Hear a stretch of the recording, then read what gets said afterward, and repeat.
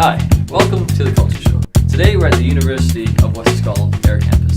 Here's what's coming up on the show today. So we'll visit Father Christmas. But first, local radio. We are here at UWS Radio, a student and community-based radio station in Ayr at the University of the West of Scotland. The shows mix from Scottish indie to French culture, but I want to find out what it takes to manage a station of this caliber. So we're here today with Robert Ruthven and David Allen of UWS Radio. I'm going to ask them a few questions. What it's like to run a radio station. Why did you guys get into radio originally? That's a difficult one. Well, I love my music, so I thought, radio's sort of good for playing music and that. And it just so happens that our other co-manager, Chris Houston, was at the time, setting up a local station, Ayr FM. This was a couple of years ago now, and he was like, "David, do you want a show?" I was like, "Okay, that's fine." And then that's how it really blossomed. And then a few years later, I picked broadcast production, and then just decided to get involved with the station. Yeah, it was pretty much a muchness for me, except I never worked at Ayr FM. I just worked on stupid internet stations. When I came here, they said, "Do you want to be involved in the station?" I was like, "Aye, sign up." What's it like running a radio station? And tell us what kind of things you have to do on a daily basis. It's extremely stressful. That's what it's like. It's great fun, but there's a lot of actual management stuff that goes on, which we didn't expect at the start. I think you'd agree. No, we weren't.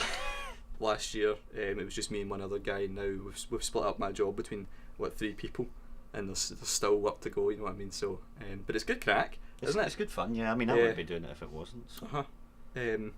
Yeah, mate, it's like hard. It's like herding cats sort of thing, because radio people tend to be a bit weird. So, us included, obviously. So, Indeed, yeah. Getting radio people organised to do things can be a bit stressful. hardcore. Yeah. How hard is it trying to get people interested and listening to a local station? Very. Is the short answer, isn't it? Short, very. Yeah. It's extremely hard to get people listening to a local station, especially when it's not established. We're doing okay at the minute. The local AM station went off air recently, and because of that, there's a sort of opening in the market for very local radio. But the local FM station's still broadcasting, and it's got a huge section of the market.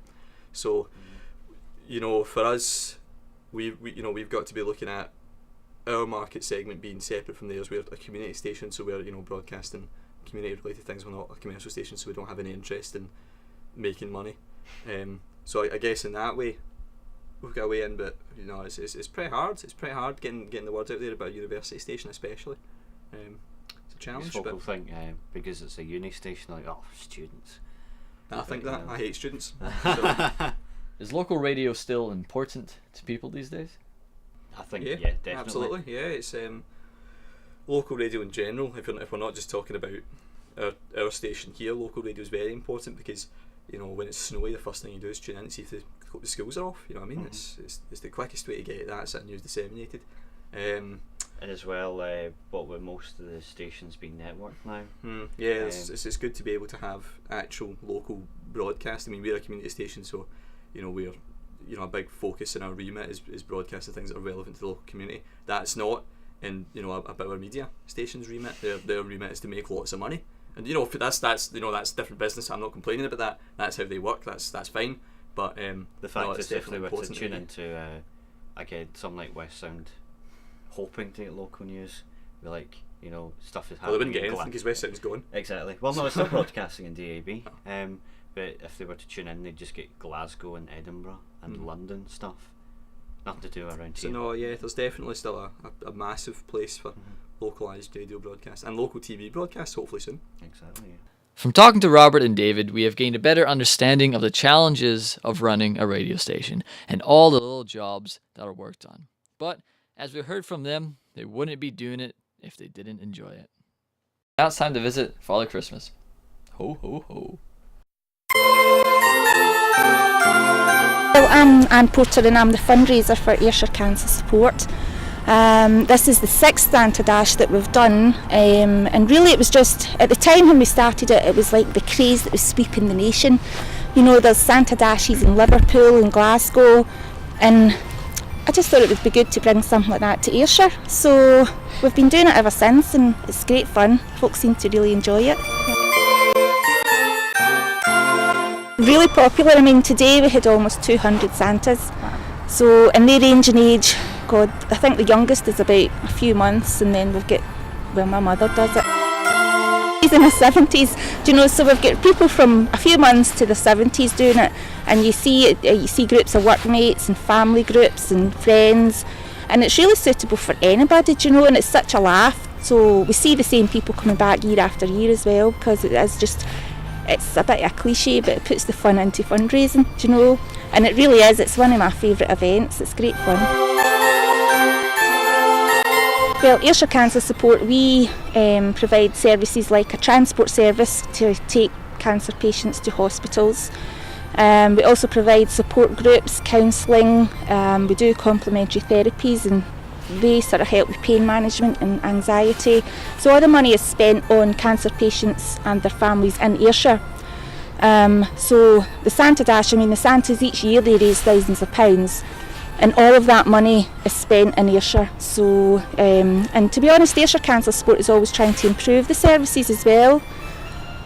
Recently we started working in partnership with the NHS, so the complementary therapies, we're able to provide them in hospital wards now, in Crosshouse and Ayr hospitals.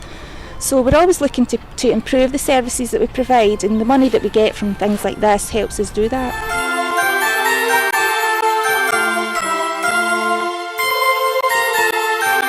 Well, the very first year we did it, it was bitterly cold, really, really cold, and we had 2 twins, well, obviously 2, and they were tiny, they were only about 3 years old, and they were the sweetest things, a wee boy and a wee girl, identical. And they were dressed in their Santa suits, and it was so cold, and they were crying with the cold, and it was horrible, but they've never come back. I don't know if that's a funny story, but it was a shame to see them, and it was so cold. But luckily we've never had it that cold again, although today it's raining, which has never happened before, but maybe next year it'll snow, that would be the ideal. So we visited UWS Radio and spoke to David and Robert, who run the station and told us the insights of what they do there. And we also spoke to the woman who organised the Santa Run down in Ayr. This has been The Culture Show, and I'm Andrew Rogue. Thank you for tuning in.